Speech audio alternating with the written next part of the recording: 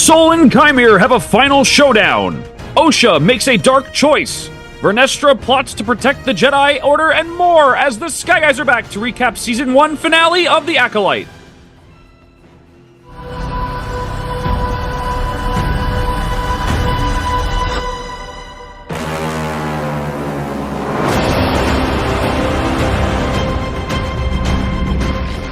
Hello there, and welcome back to the Sky Guys podcast, wrapping up Season 1 of The Acolyte, the episode titled The Acolyte, which made a ton of sense considering the show did not at points. I'm one of your hosts, Mike Phillips. Joining us today, as always, Macy's voice of your narration every single week. We finally got him back. Basil led him down a very long, winding road back to the podcast. Pete Consadori is here. Pete, how are you? Doing well. Just so you guys know, it's a bad glare. I didn't dye my hair blue, so let's not get any ideas. But it's glad to be back. It's been a while, like you had said. Basil or that whatever his name is, the green leafy dude. He led me astray. So I'm back now for the finale. Very excited to talk to you guys about it. I said maybe I thought I was gonna ask you guys got drunk at the canteen and convinced you to dye your hair blue. No comment. Yeah, unfortunately, Nick Fraietta cannot be with us today. He has professional obligation in his real life career to take care of. So we got another Nick to step up here and join the team for the finale. Recovery Room Nick is what they call him here on the podcast. Nick D'Alessio is here. Nick, how are you? I'm doing good. Also, I think honestly, Pete, I think you look good with blue hair for the record, but I mean, I'll try it maybe one day. I don't know if the office job would allow it, but we'll try it. You gotta die right before you go back to Galaxy's Edge. You fit right in. Yeah. And Pete, since you're back here, I gotta tell you, people want to subscribe to the Sky Guys podcast. They can do so on Apple Podcasts, Google Play, TuneIn, Spotify, Amazon, all usual suspects. Simply search for the Sky Guys if you're a podcast platforms, file episodes there. And all you folks in the Just and the Suffering feed, we're disappearing till Skeleton Crew after this week. So you want to subscribe, hang out with us in the off season. We are disappearing like I did for 2 weeks. Yep. Make sure you're subscribed. You guys got a 2-week break of me saying it. He didn't have to hear it for those 2 weeks, but now I'm back. So you're gonna hear it again for another couple weeks. Yep. And if you're not a part of subscription, we're gonna go missing. So you gotta subscribe for our sake. Yep. You don't want us to go missing, do you? No, you do not. And you also don't miss our social media content as well. Since Nick Fraietta is not here, I'll mention you can follow Sky Guys Podcast on Instagram, on Threads, on TikTok, and on Twitter X. So you get all your fun content from us that we put out on the social media platforms there. And Nick D, they can check out the YouTube version as well. Mike Phillips on YouTube. Check out all the fun props and comments we got here, including our social media comment of the week. Would you like to see what we got going on here? I haven't been on since you guys started that. I love that addition to the podcast. I think that's a really good idea. All right, so give me 1 second to get that fired up here because internet is being a little sketch right now, but we're going to share that right now here. You guys see this? Yes. The TikTok. This is from last week. We talked about Indara is real here, and this is a comment from Ghost on Instagram, the handle here, asking why Indara made the choice to cover up what happened on Brendok. And Ghost says, "This is my take. Indara knew at the moment there's nothing she could say to get her message through Soul's head that sometimes a decision based on emotion can lead to more death and chaos. She knew the only way for Soul to learn is the hard way, by allowing him to continue doing what he thinks is right. Years later, down the road, look what happened. Everyone is killed. He's stuck with May. And when he thought he was doing the right thing for us, now he's the care of a Sith. That's probably why Indara made the choice to keep quiet, so that Soul could see the consequences. Hopefully, future Jedi can learn from it. And it looked like they did until Palpatine infiltrated the Council. So, Pete, any thoughts on this theory that Ghost laid out? I got to be honest with you. I couldn't hear anything you were saying. So I was hoping you go to Nick. I had a little bit of audio issue on my end. So, Nick, do you want to take this for me? I also, can you repeat that one more time? I had a little So bit it wasn't just me. No, yeah. Yeah, it was not just you. It must have been a Zoom issue. My internet's been a little weird today, but sort of the take here is that Indara basically decided, you know what? Soul has to learn the hard way that his choices can lead to chaos, and look what it led to him. Yeah, for sure. I mean, I think, and Nick, obviously you can jump in too. I think that we're going to talk more about what happened this episode and those consequences and the reality of it. But I agree. I think it's a good way to put it. Yeah, I mean, I get it. I'm also kind of like, weren't they like really close, right? Wasn't she saying like how close they were? So the fact that she's like, my close friend, I'm going to make him learn the hard way. Like, I mean, yeah, I guess ultimately that's what she made him do. So, I mean, so tough love. Yeah, but I mean, also too. I mean, what happened to the whole? And we can discuss this too offline. But like, what happened to the whole? You're not supposed to have attachments and be close to people as a Jedi. I mean, did that start after this? Is this the reason? I understand that within the Jedi Order it may be a little bit different, but I mean, it just seems like as a Jedi you're supposed to be looking out for the greater good or whatever. And if someone in your ranks are doing the wrong thing, you should probably be reporting that. I mean, I don't, just because you're a close friend or you're something like that, that shouldn't matter. You would think. Maybe it starts after this. Maybe this is the reason why they have that no attachments thing. Because Although, Soul got attached to this to Osha, and now all this happened.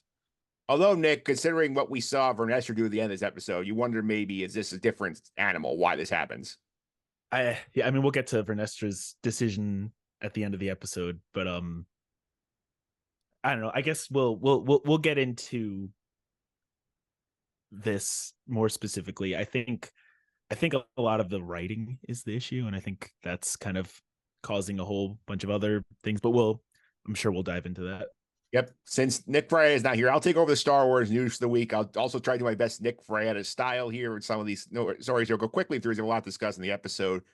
First thing here, sets have probably are being built for the Mandalorian Grogu, which hasn't started filming yet, despite early reports of potential filming in June. So delayed. Start the production there. Not going to panic yet. That one. Number two, Daisy Ridley says her Rey movie might start filming next year, and she's not seen a script yet. And Pete and Nick Fraietta fashion, this movie's not happening.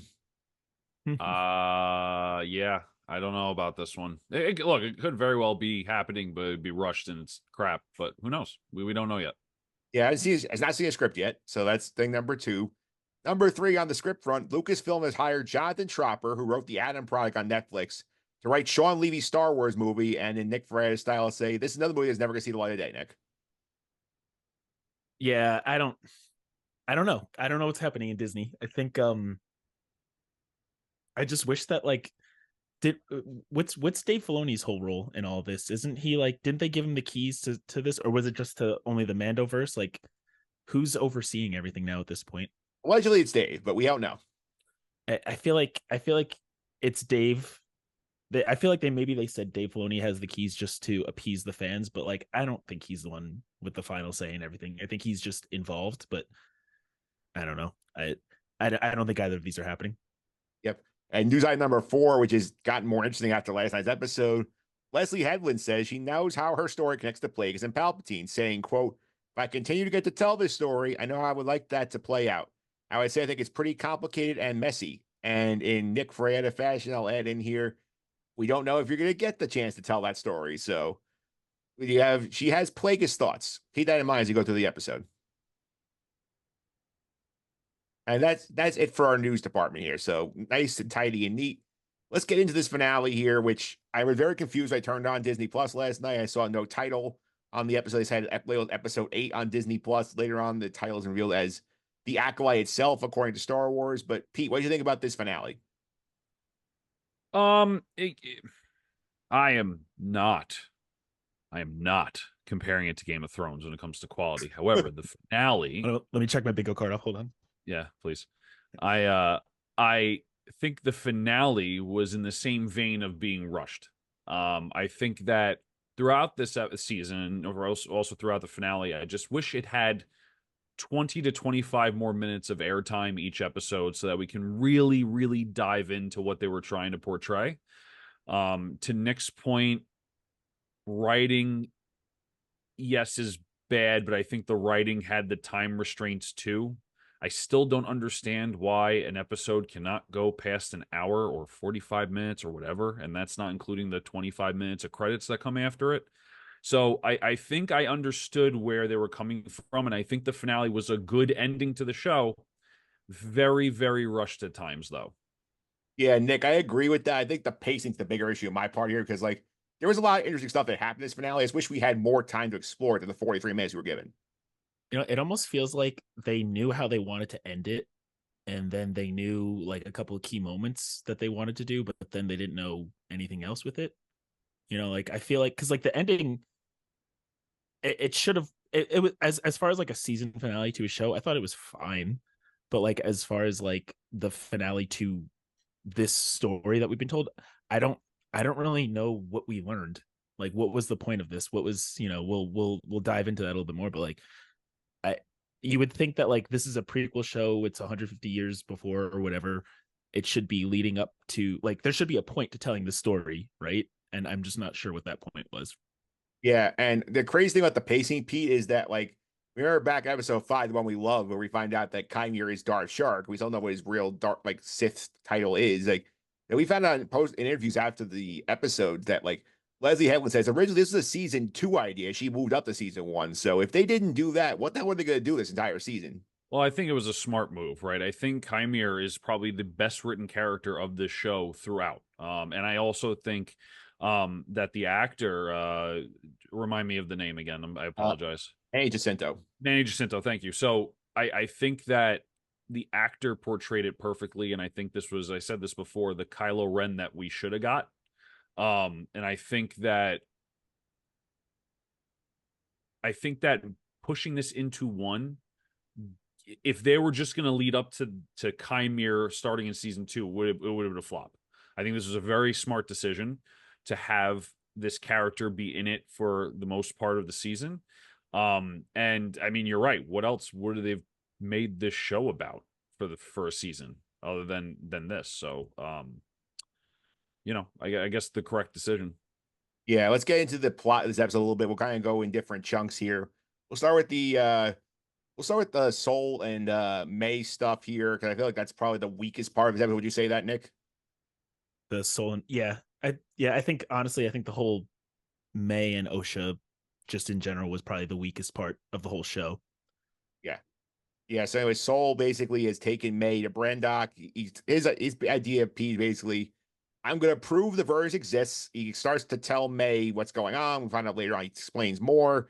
JC gets a whole action sequence where she uses Pip's head to electrocute Soul. She tries to steal a ship and run away. Basil somehow sabotages like May's ship, and then she crashes on Brendok. He chased her down here. So this was an interesting, like, this felt kind of slapstick how this sort of played out. I like, why did they need to be on Brendok to prove that, like why did he need both of them there to prove that, like, right? Because it wasn't the whole reason why he couldn't tell the Jedi Council about them, because he needed the twins to both be alive in order to prove that it was a emergence in the Force, right? So I don't understand why he had to go back there. Yeah, this kind of feels like a sloppy writing case, Pete, where like it's not very well explained why he wants the twins and like why he has to go back there, why he's to prove this. I think the idea is like he's had enough of the guilt. He wants to confess, especially now as he knows that both of them are alive, but it was not really explained clearly to us why he's doing it this way. I mean, I thought it was explained clearly, and maybe I just overanalyzed it, but I feel like Saul says, like, you guys aren't twins, you're the same person. The only reason that can happen is through the Force and a vergence. So convergence for I forgot, vergence in the Force. So I do think it's explained. I think this whole time he thought May was dead, so he couldn't explain it. So he had to hide certain things because he did certain stuff that couldn't be justified. And then finally, when he could justify it, when he found out May was alive, I think he wanted to bring her and get, Osha whoever. Yeah. Oh, right. But, bring, Vernestra and everything to there, and just to explain, say, look, this is May, not the, so I think there was some sort of form explanation. I think we don't get the full explanation as to how the Force created them. I think there's a certain part of this episode that I think confirms my theory that I had in the beginning from episode 2, or episode 3, excuse me, of the show. So I think that it is explained. I think it may just not be as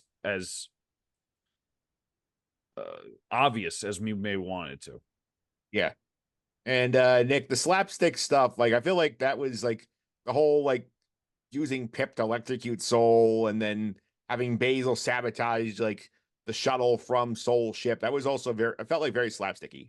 Yeah, those are two things that I'm a little bit confused about too. So I guess Pip droids, you can just factory reset them like an iPhone, and then it's just like, Like I thought droids were like pretty autonomous and Oh, like they do it to or 3 Rise of Skywalker also.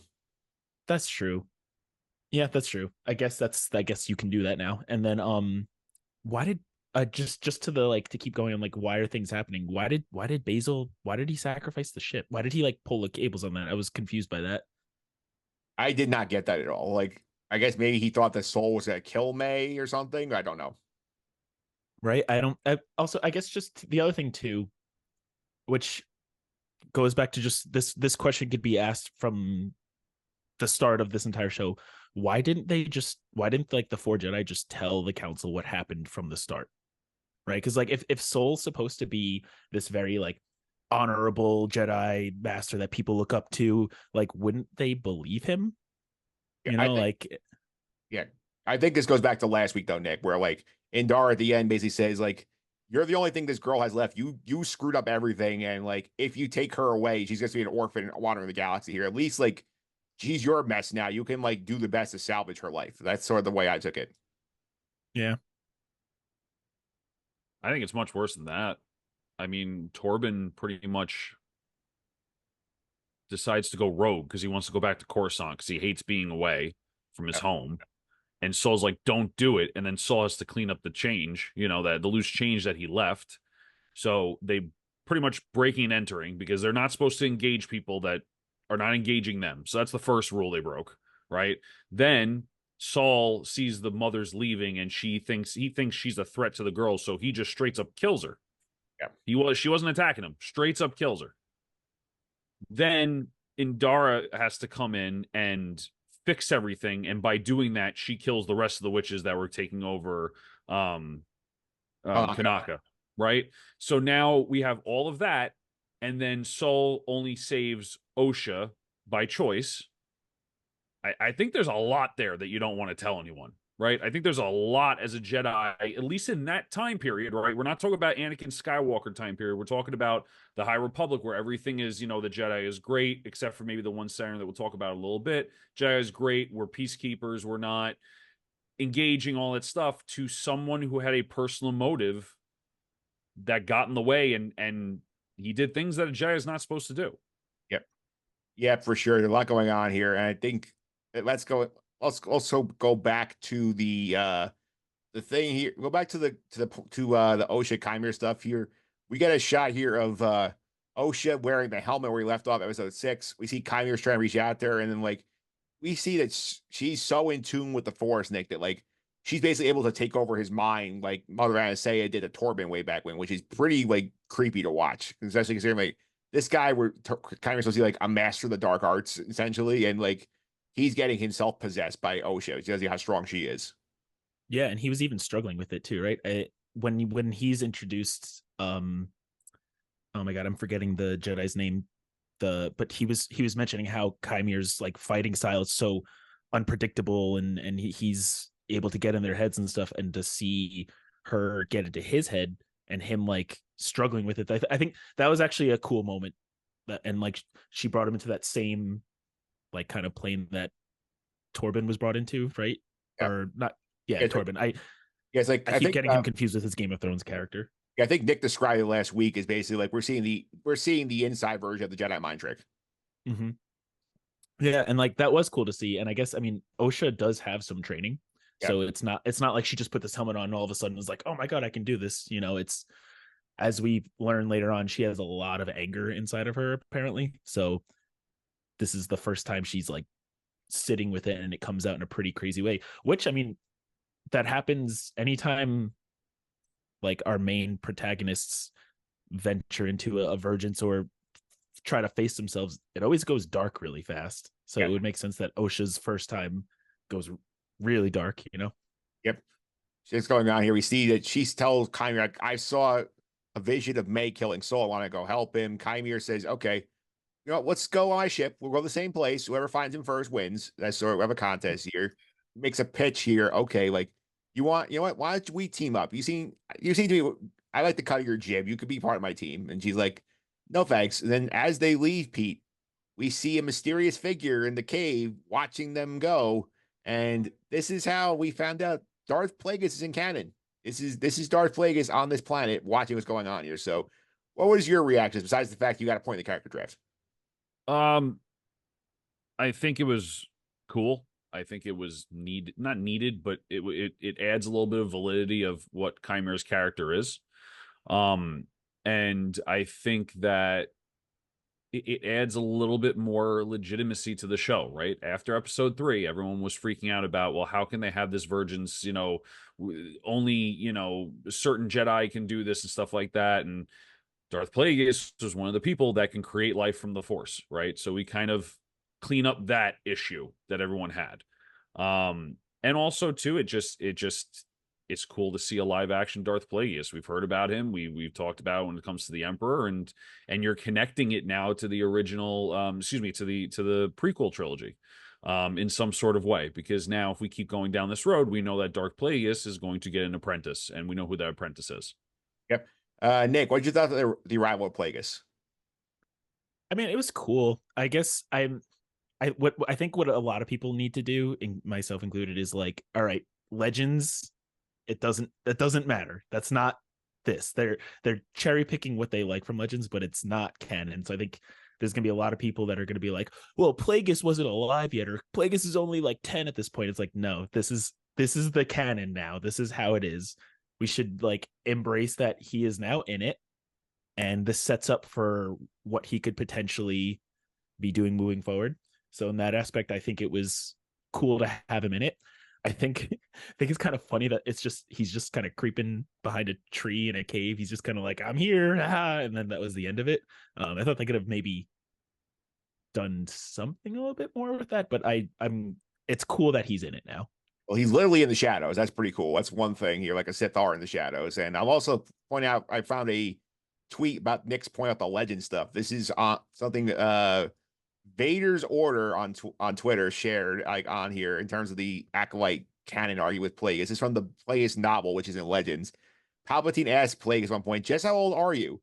And Plagueis responds, in human years, I'd be well over 100. So there is no exact number on how old Plagueis is. So you could take him at his word. He could be like 180 years old and this would make a lot of sense.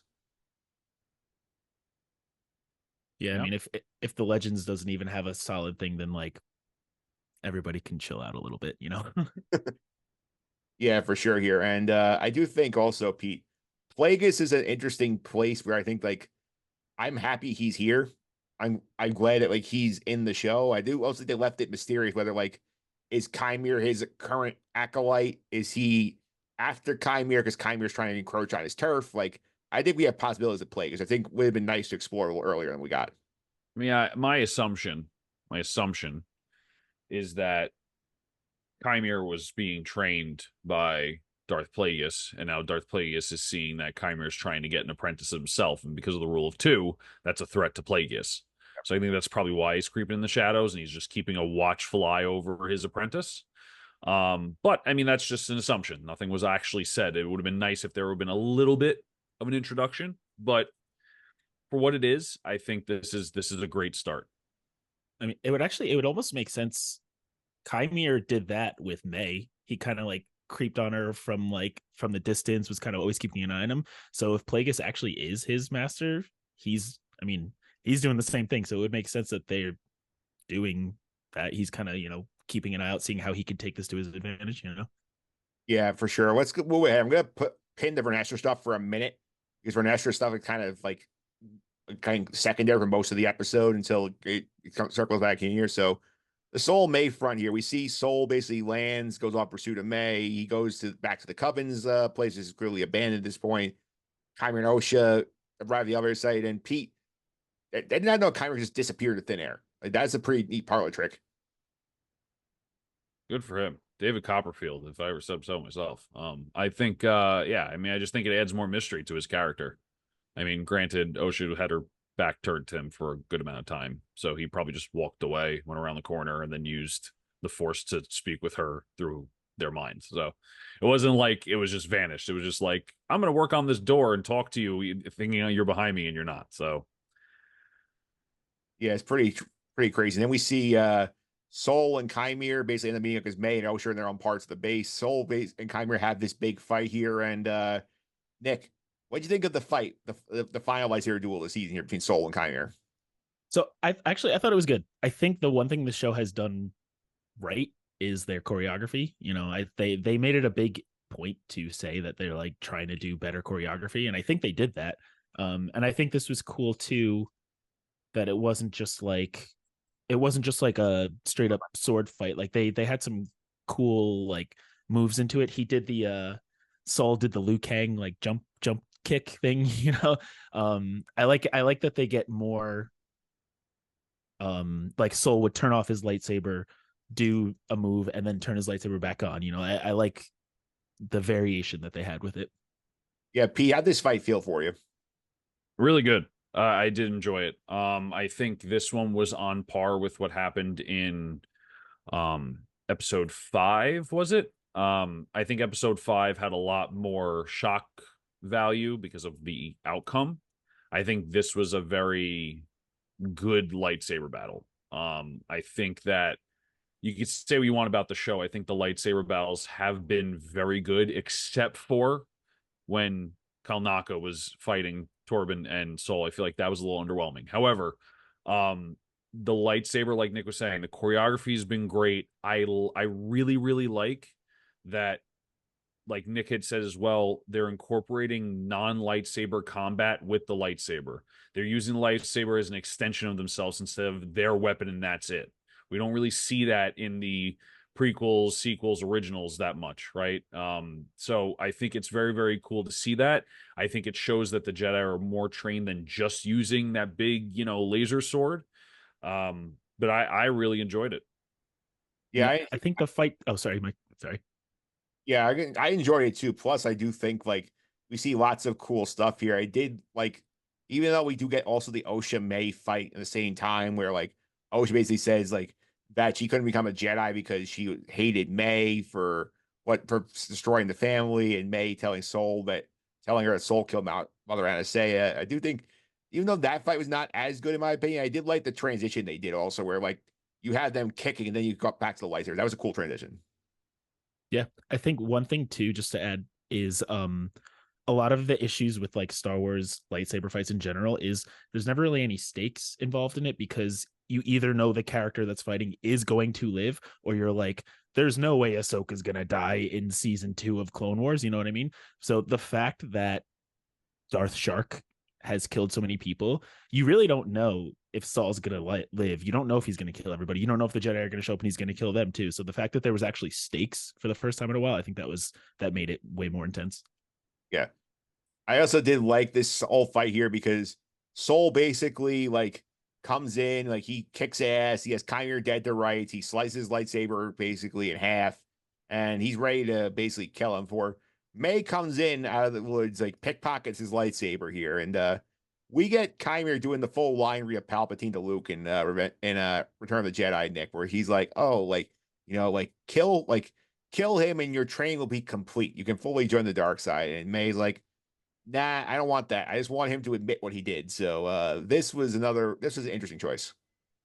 Yeah. Does that count on the tracker? Is that close enough, or does that Yep. does that not count? We'll have to wait till the end of the episode to find out. Okay. I I mean, I just May and Osha, their characters, they just flip flopped way too much. Like Yeah. it wasn't even like it would have been cool if like I get the idea of like this one's the bad one, this was the good one, and then they're gonna intersect it. Now they flip flop, and like if that was just the one arc for both of them, like cool. It's a little predictable, but cool. But they made them go back and forth so many times. Like how many times was May like, I'm gonna kill you, my sister. I'm only aligned with my sister. And then like Osha's like, I'm super good. Don't hurt the butterfly. And now she's like, I'm gonna force choke you. You know, it just is too much back and forth. I have to say, and sorry to cut you off, Mike, if you're going to say something. I think Osha's character was a lot more linear than May's.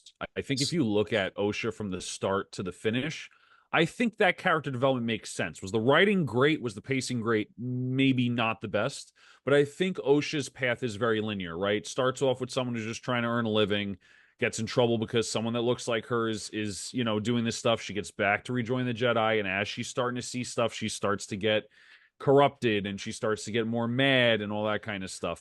May is the one that has all this flip-flopping that makes no sense. If May didn't do what she did in 5, where she's like, I don't need to do this anymore, or be nice to Saul or whatever. Like if they just kept her linear motion the same direction as Osha's to intersect like they did, I think it would have been a much more successful character development for May.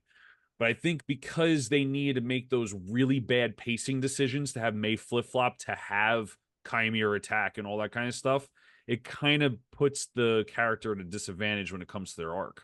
Yeah, I think in terms of development, I think a great point. Like Osha's development is kind of like a nice, like linear, like going down like a hill. You can see it starts snowballing. And by the time she's getting to the episode 8, it's too late in terms of her personality. But the May stuff, May's like riding the roller coaster where she's here and she's there, she's going back over there. It's like it just doesn't make sense. You don't know where you're going every time with the coaster. So I think that's the Yeah. big issue there, Nick. I think that's sort of the issue with the May stuff. But we do get this moment here where Soul goes into his whole elevator pitch of this is how you were created. Here's what's going on. And he tells May, like, as May says, you killed my mother. And she's like, yes, I did. It was an accident. At that very moment, Osha comes strolling out of the woods and is like, wait, what? Like, you did that? And Soul tries to explain himself. We see that Osha's having none of it.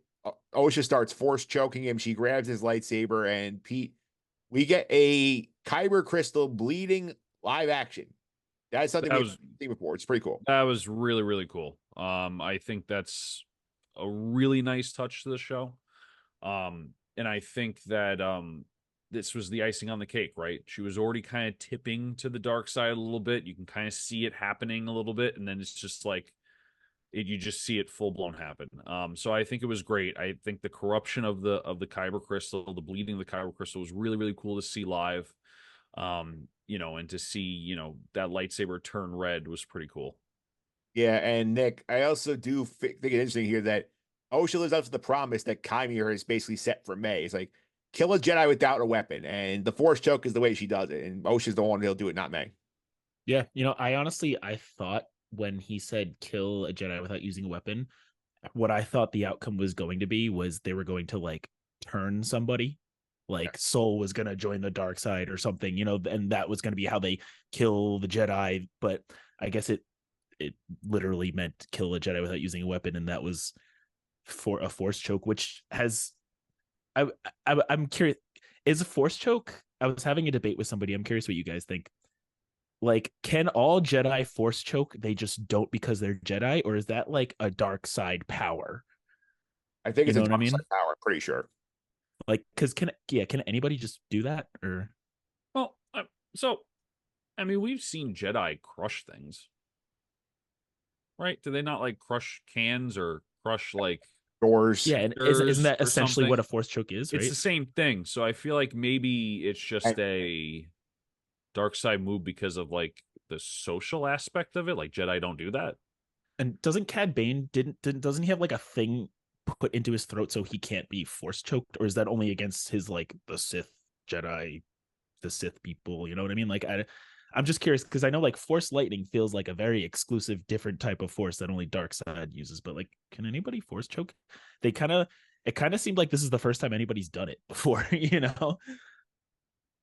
Certainly interesting here, but we do also see that like she ends up killing Soul. Soul's basically saying it's okay, I understand, like as he dies, and then we see that point that Chimera is like, "Ooh, you did what I wanted you to do," and he's ready to like bring her in, and like she just like lashes out at him. We see her light the blade, and the blade turns from blue to red as the crystal is bleeding, and Chimera's like, "Okay, I'll let you have a moment before we make this decision." So I think that was interesting, but I think we need to put a pin in them for a second and go back to Vernestra because Vernestra is in this story at this point. So I think we need to go back to Coruscant for a second here, where Mog tells Vernestra that she has a meeting with Senator Rainwood, who we've heard about before, and he is portrayed by the great David Harewood, the actor from Homeland and from Supergirl. So, Pete, we finally found out what he's doing in the show. I liked him.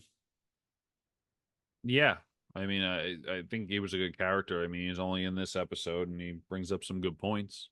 Yeah. Talk about the senator, correct? Yeah, the senator. Senator's spitting facts.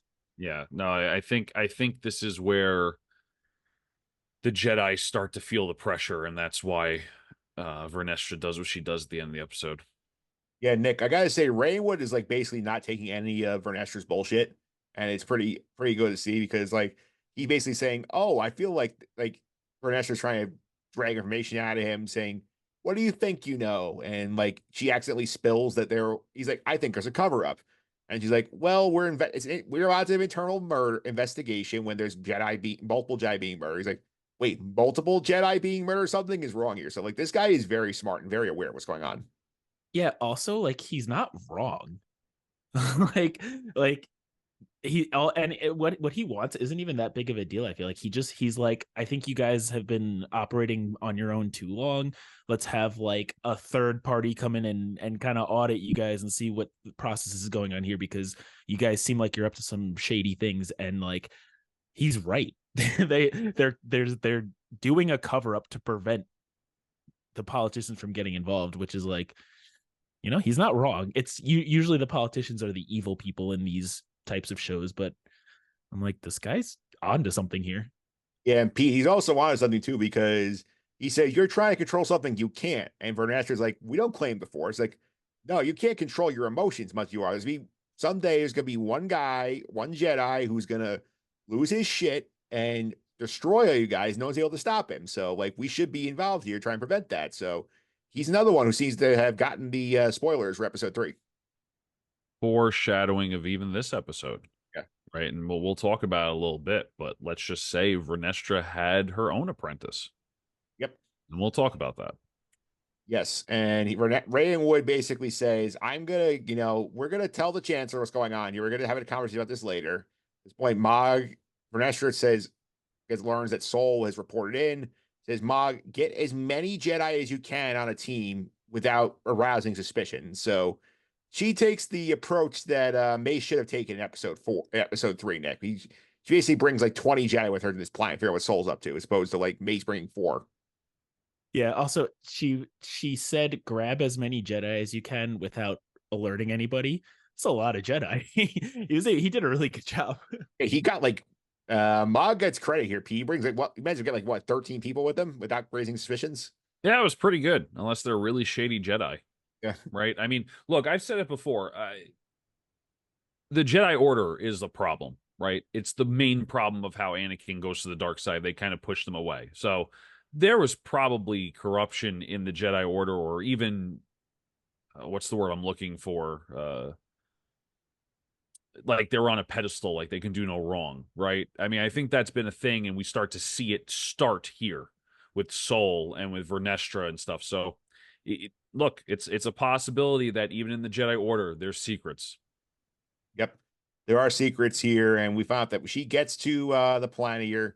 This is after May and Osha have dipped out. She finds Sol's dead body, and then she hears Force echoes of what happened in the past, and she also has the sense of, oh wait, Kymir's here, and Kymir does the oh shit and puts his helmet back on and runs away. So we learn very quick that this is gonna be like, she's like, I know this guy, I know him from before. We find out at the end of the episode what goes on here, but this is happening here. We see that's happening. We see that Kymir goes. He finds May and Osha before Basil and the other 12 Jedi go after this situation, where I do think it's interesting here. Kymir basically says, hey, here's what's up. Like, if I found you, they're going to find you pretty quick. So let's just get out of here. May has no way to say it. And Osha says, you know what? I'll join you. I'll be your apprentice.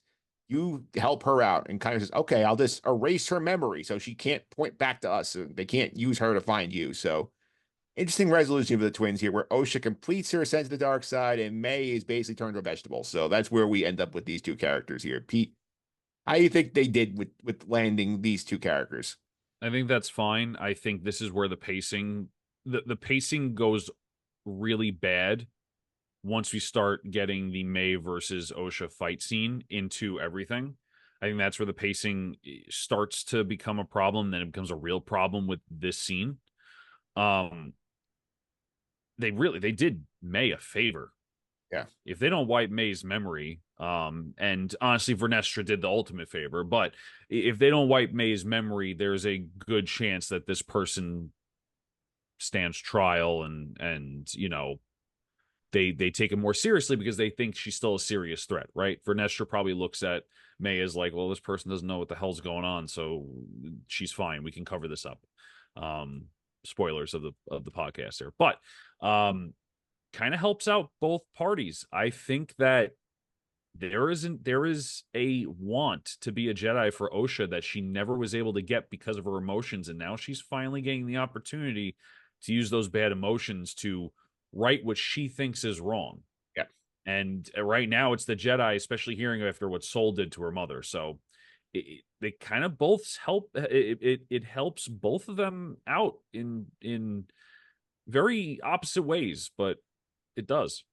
Yeah, and Nick, we've seen people flip the dark side before in Star Wars. We saw it with Anakin, notably. We've seen in the Clone Wars a few times, but I feel like this show made it like feel like very justified for Osha to want to do what she does and basically backstab Soul when she realizes Soul's been hiding the fact he killed her mother for 16 years. They sort of make you understand very quickly why like she makes the choices she does.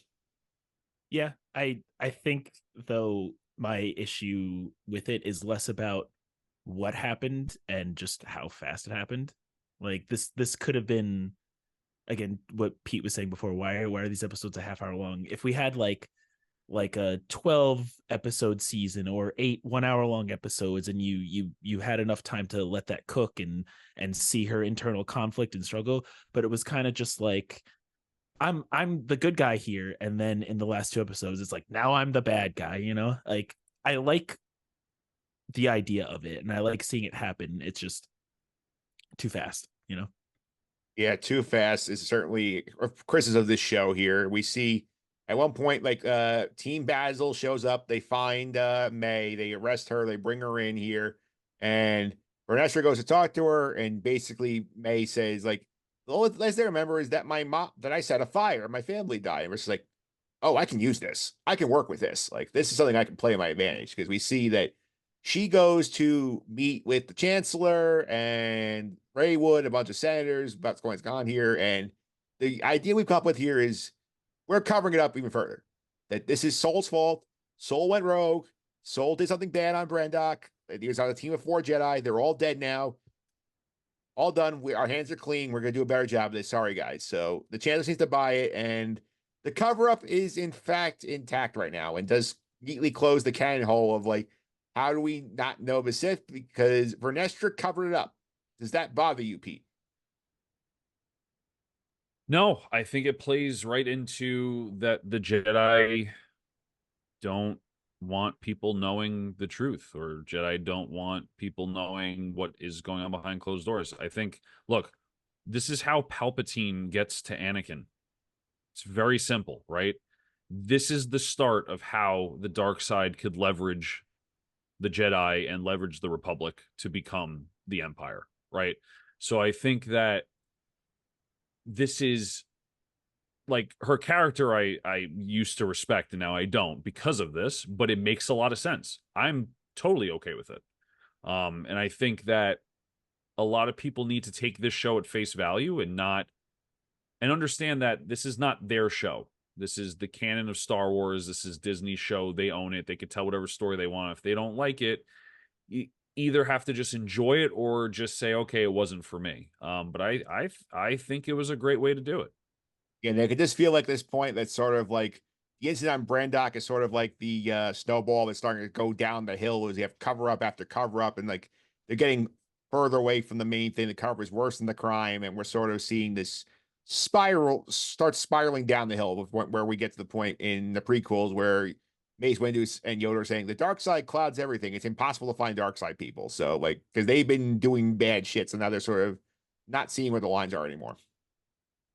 Yeah, I mean, she had the opportunity to be like, here's the truth, here's what really happened, and instead she doubled down and covered up a cover up. And I feel bad for Soul's character because his whole arc is now he's trying to redeem himself. He's trying to explain the mistakes that he made, and now the history books will say Saul went rogue and killed all these Jedi. It sucks that's the outcome for Saul, but that's how they decided to play it. And it's Vernestra's fault, right? Didn't Saul multiple times tell her we should go just tell them and just come clean? And she was like, no, we're not doing it. And Indara too, no, we're not doing it. So can't really fault him that much. It was everyone else telling him, no, we're not going to do this. He was the one that wanted to go to them and tell them what was going on. Yeah, and then she throws him under Well, she didn't even throw him under the bus. He didn't do anything. She just pinned it on him. Right. Yeah, because it's the perfect crime because he's dead. He can't refute the testimony. So Right. he's the patsy basically for And she wants to save the face of the Jedi and don't want to tell the senators and stuff. Oh yeah, by the way, there's rogue Jedi, the thing that you're worried about. Yeah, that's actually a thing. So you should still trust us. Like it's not going to happen. She has to lie at that point because the literal thing the senator asked her about was like, what if one goes rogue, whatever happened. Yeah. And even the lie about pinning on Soul literally just proves the senator's point again. So it, I think it's easier to say the threat is dead versus there's still 3 out there that could possibly kill us. Yeah, because it's basically like we don't want you poking around the house because we have some skeletons in the closet. We don't want you to find them. Yep. Yeah. And we also find out from like after this meeting that Vernestra goes back to May and basically says, "Hey, I want you to find someone who, like, he was my student once before he fell to the darkness." So we get very clearly confirmed to us, Nick, that it's a theory I had 2 episodes ago. The internet was all over this as well. That Chimere was Vernestra's apprentice, Padawan, before he falls, and the lightsaber whip mark on the whip mark on his back was clearly from Vernestra's lightsaber. Yeah, the whip mark was the first, like, this is pretty clear. But then also when they land on the planet, I forget the name of the planet. Brendok. On Brendok, and he has his helmet off. She's like, I know who that is, and he's like, ah, shit. He puts the helmet back on. But clearly there's that connection there. So I'm just curious, like, where could she not find him? I guess they were gone at that point, right? But yeah, by the time she found May, they were long gone, right? So Yeah, it's over. He puts the helmet back on. Also, at that point, like he's told us too that like in the helmet, like nobody, it's a complete like force deprivation. Like nobody can sense your presence. So yeah, so clearly she's trying to tie up her loose ends, and I'm sure if we get a season 2, that'll be a big part of it, is her trying to, because she lied. She said, yep, the Rogue Jedi's all taken care of. yeah. But we know it's not. Yeah, it looks like Pete that May is gonna be her pawn in this game, where she's gonna use May to sort of like take care of the Chimere Osha problem. That's appears to be the Vernestra plan. I mean, yeah. I mean, can we talk about the final scene right now? Yeah, we can get to the final scene because we see at that point. I mean, obviously, Osha Chimere sort of get there. Osha joins the team, like basically get the great shot of them on the water in the episode, and then we see Vernestra goes to somebody. I left a message earlier, like I need to tell you something. Says it's time, Master trying to let you know what's going on. We get the behind shot of the Yoda puppet. No, Yoda's not talk, but we're about to believe, Pete, that Yoda is being brought into the conspiracy. That's what I was going to say. This is a huge bombshell for Yoda. Huge. He's supposed to be this all wise and the best Jedi master and all this stuff. And if it comes out that he knew about this and just kept it quiet, it's going to be a huge bombshell for the character, right? Like he was keeping the secret away from everyone. And it's like, wait a minute, you could have taken care of this, right? Or you could try, so it's definitely a wild scene because yeah, it's cool to get a cameo, but like there's a lot of implications with that scene as well. Yeah, Nick, it entirely depends on what the next words out of Vernestra's mouth are. And assuming like if we get season 2, this will be one of the first things we hear is sort of like what the explanation is. And it'd be important to us to know what Yoda knows that Vernestra did. Yeah, I feel like he has to know, right? Because, like, I mean, how many times in the prequels did we see Yoda feeling Anakin killing Raiders and Order 66? He was feeling it. So are we supposed to believe that, like, there's no Palpatine there clouding, everything? So, like, 5, 6 Jedi Masters are dead and Yoda isn't aware of that. He didn't feel that, so I feel like there's got to be an explanation for that at some point. Yeah, I believe in canon, I think the reason why Yoda is not around at this point in the show is sort of like that I believe in the High Republic era, he's on a lot of spiritual retreats. He's trying to connect more with the Force. So like maybe he's focusing on that, not completely aware of what's going on in the rest of the world, but like Vernestra is bringing him up to speed. I mean, if you're focusing on the Force and there's people from the Force dying, it's something you feel, Right. I don't know how you get around that. If you're even in this era, if you're just in a locked room focusing on the Force, I can't see how he doesn't feel it while he's in the Force, right? When he's studying the Force. So it's a little hard to believe that he doesn't know what's going on. Yeah, that's for sure here. And before we get to our trackers, I believe Nick on the Twitch stream has some audience questions. Want to give us a couple real quick? Yeah, so there's a couple. So we already answered one. Kind of one of them was, do we think Yoda's involved in this cover up? Which we kind of, I guess we'll find out. We don't really know for sure. Pete, there's a question specifically for you. And it says, how is your rewrite script for Empire Strikes Back going? People are dying to know. Know exactly who that is. It's ridiculous. So I guess we're gonna say not applicable on that one. And then it's in the vault. I'm still working on it. And then a serious question here is it meant from Bananarama, is it meant to imply, after seeing what we've seen, that they won't train Anakin because they've learned their lesson in Vergences of the Force from this whole Osha May situation? Is that like what this is implying? It's a great point. I mean, let's talk about it. If you look at Osha and you look at Anakin, it's pretty much the same kind of trajectory, right?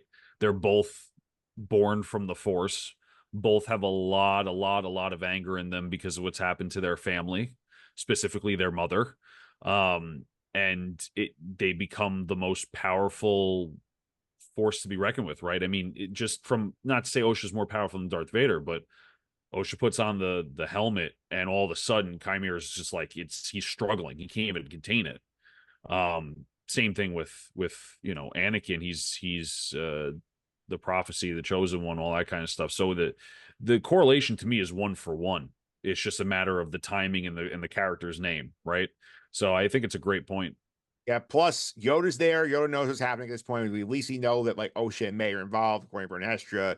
Mooney's around, so he's probably heard about this. Like, I'm sure there's a few people on that council who are saying, this is not a great idea. Right. They probably are like, this happened once already. It didn't end well. There's a huge scandal. Let's just stay away from Vergences in the Force and people being born of it, right? That would make sense. Yeah. All right. Anything else you got? Or you want us to go where you go the trackers? That's all I got. If anything interesting pops up, I can bring it up, but I think we're good to move on. All right, so let's now go to our trackers here, things we keep track of every single week here on the podcast here. And we have a final update on the character draft here. So we are going to go ahead and pop this up here on the screen here. Pete got on the board with Plagueis. So Pete is on the point column. And then we thought we were at time until the very last shot of the show when Yoda appears. So Nick has a 2-1 win. He's getting a Funko Pop here. And he has a question for the panel. He wanted me to ask you guys here. He said, should the prize was coming from me? I got no points here. Does it have to be a Star Wars Funko Pop? Could it be any Funko Pop? I think Nick should be barred from these competitions because honestly, he's just sweeping all of us all the time. And I finally get a point on something, and it just has to go away. I don't know. I think it's a pop is a pop. I don't think it has to be Star Wars. Nick, any opinions on that? I think I agree with Pete because I'm still bitter from when Pete got robbed during Obi-Wan. So okay. I'm on Team Pete's side for everything. Yeah, and I will say here, I thought I was so close, and like if that like whatever species Plo Koon is, if that was Plo Koon, I would have been right there with him, but it was not. Crazy. Let me just tell you something though.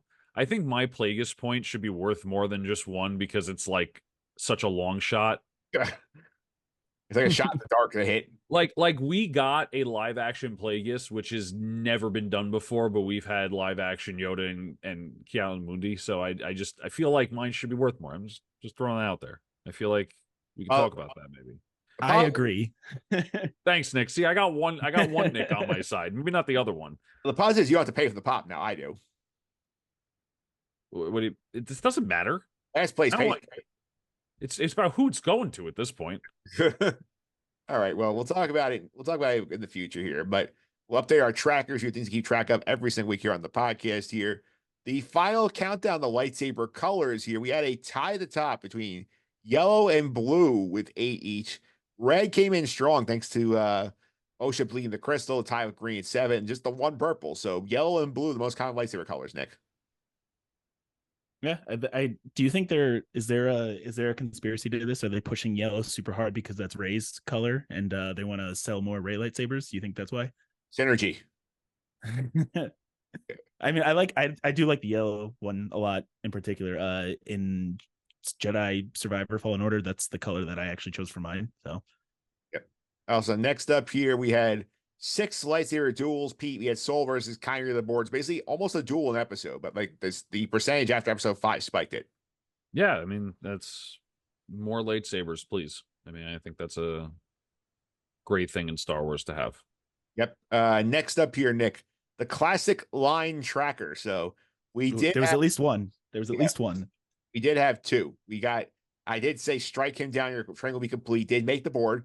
So that's Okay. and we also had that Senator Rainwood tells Vernestra, may the force be with you. So that happened as well. So there are 7 classic lines in 8 episodes. Does the classic line count if he said it, facetiously? Because he wasn't, He did. saying it He to said be nice. at the line. All right, he said the line, yeah, so that counts.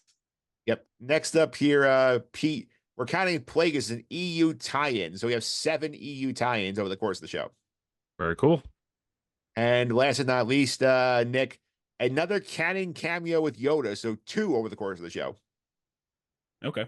There was only, yeah, you're right. There was only 2. It was Nick's team. It's him and Mundi. Those are the 2 ones, yeah. Yeah. All right, so that's the trackers here. We'll go over everything in full detail next week on the season recap show. But now we get to the MVP, LVP board. These are the best and worst characters through 7 episodes of The Acolyte as ranked by us here. So here's what we got on top of the board. Soul leading at +6. He slipped a little bit. Conyer, aka Darth Shark, at +5.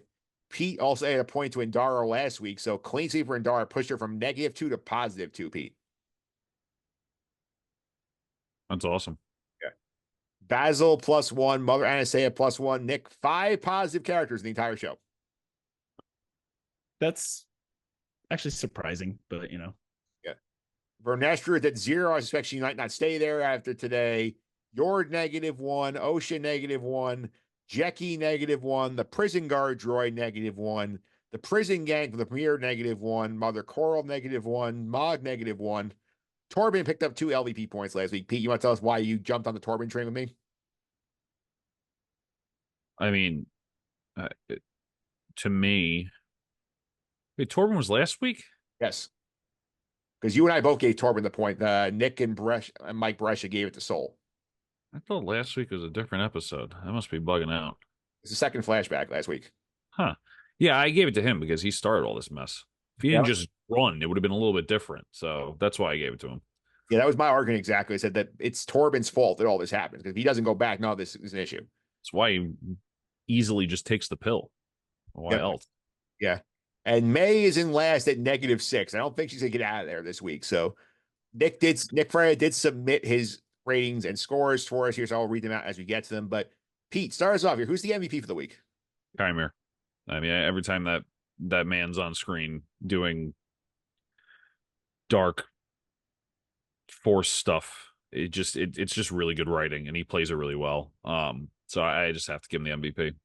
Yeah, Nick Fraietta also gave it to Kiner. He said he stole the show every scene he was in. Great acting. So I agree with that here.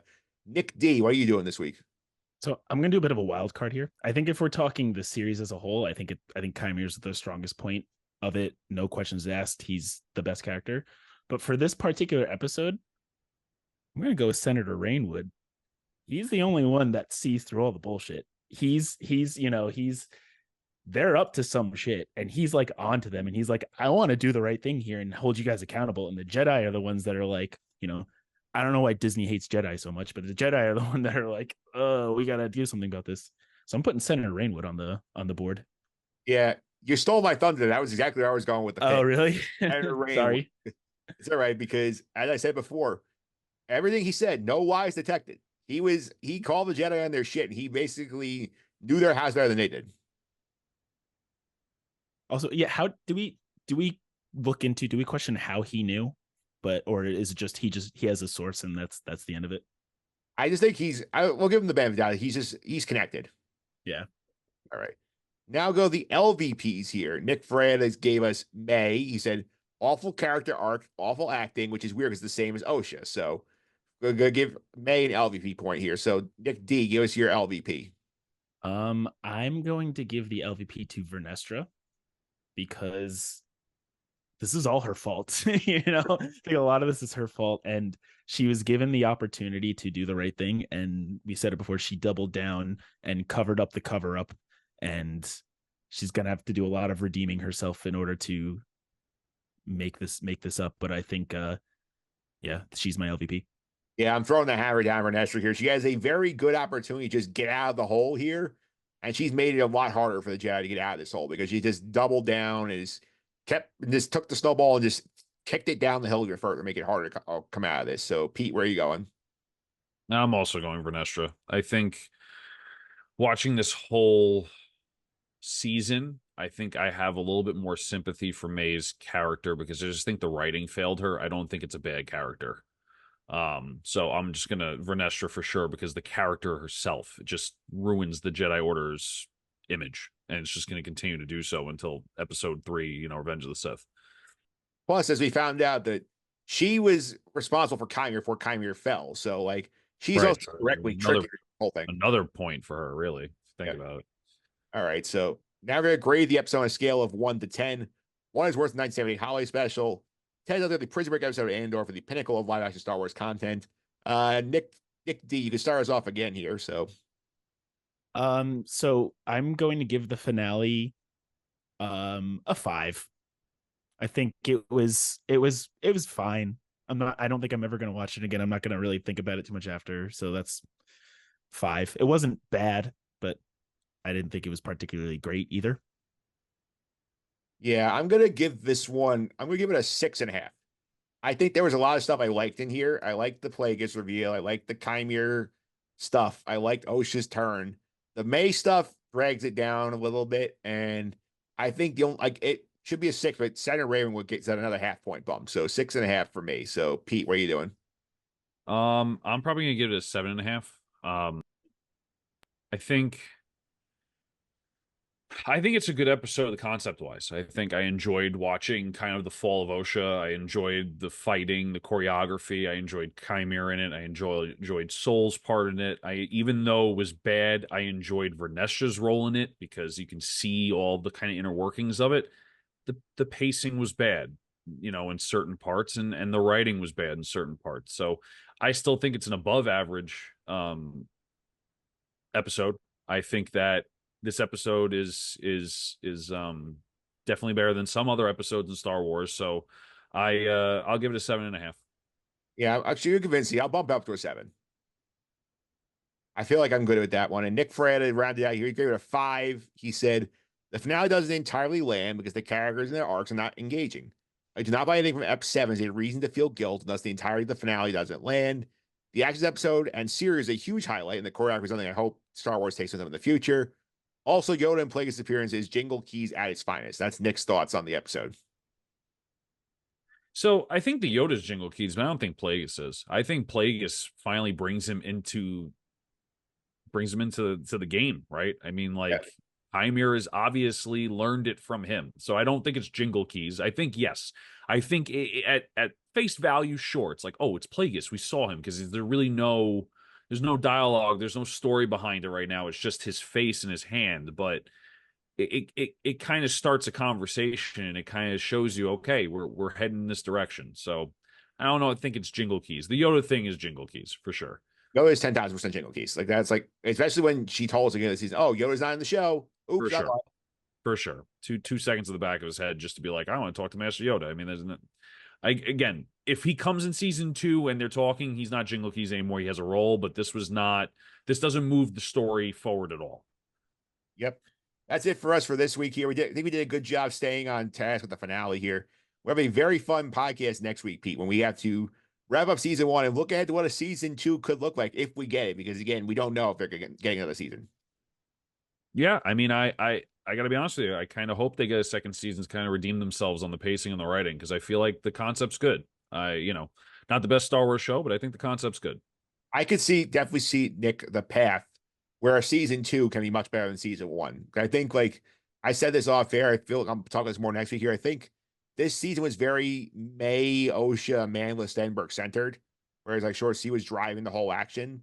I think like if you make this more of an ensemble and drop them into the background, drop their characters in the background a little bit, and bring in Vernestra, bring in Yoda, do some Plagueis stuff, have more Chimera. I think like you do that, I think you have a much more well balanced show. Yeah, and I think a huge thing too, if it gets picked up for a second season, I think the biggest indicator on how good it will be is how many episodes they say it is. Because if it's another 8 episode one, I'm like, ah. But if they just like you nailed it with Andor. Just follow that mold. Just you can do 12 episodes and people will like it. But yeah, there's a roadmap in the future, and I would like to see where it goes. Despite the shortcomings of the show, I want to see where it goes. Yeah, I would too. And Nick, thanks for taking the time to come on with us. I really appreciate it. People want to keep up with you on Twitch. How can they do that? Yeah, so go to twitch.tv/the recovery room. Where I took a little bit of time off to vacation and work stuff. So starting actually tomorrow or today, the day this airs, so gonna be a new series starting. So I'm not gonna announce what it is yet, but everyone should check it out. Yeah, we can check it out there. Pete, one more time. People want to follow you on social media. Can I do that? At Consy29, CONSY 29 on Twitter, AP Tyler 308. Create the background. Make sure you check them out on Reddit. Yep. You can also follow me on social media, mphillips331. It's MPHILIPS331. This is over on the Just on the Suffering podcast. We got a chance to preview the Open Championship with Dan DiMartini of the PGA Tour. That tournament starts tomorrow from day of recording here. Plus, another episode coming out later the week on Just on the Suffering. We're covering episode 3 of Hard Knocks offseason of the New York Giants. It's a fun watch so far in terms of seeing stuff behind the scenes of the NFL. Hard Knocks is always great. I love that show. Yeah, I'm wondering to see if we could figure out why Brandon Ayuk requested a trade. Yeah. Well, I don't think they're covering in that show. So. Oh, wait, that's the receiver show. I'm sorry. Wow, just totally off base. Never mind. Don't listen to me. I'm not a football fan. It's crazy.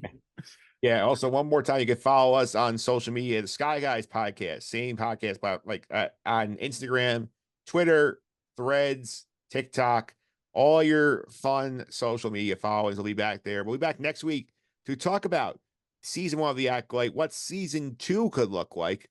But until then, may the force be with you.